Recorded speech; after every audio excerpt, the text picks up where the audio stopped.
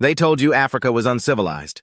They never told you about Anton Wilhelm Amo, a black African man who became one of Europe's greatest minds in the 1700s. He was born in what is now Ghana, taken to Europe as a child, but not as a slave. He was raised in the court of the Duke of Brunswick-Wolfenbüttel in Germany, baptized and given a full classical education. Amo learned Latin, Greek, and German, and by the age of 30 he had earned a doctorate in philosophy. He taught at universities in Halle and Jena, writing about the human mind, logic, and law. His most famous work?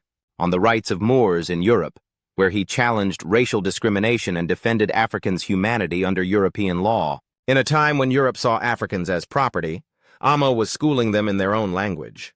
But then the racism caught up. After the death of his protector, Anton Amo faced rising hostility from white academics and students. He was mocked, pushed out, and eventually returned to Africa, where he lived out the rest of his life in seclusion. Europe buried his name, erased him from the textbooks, but now we remember. This is Anton Wilhelm Amo, the African professor who taught Europe and exposed its fear of African genius. This is Africa Uncovered. Subscribe and reclaim the history they never taught you.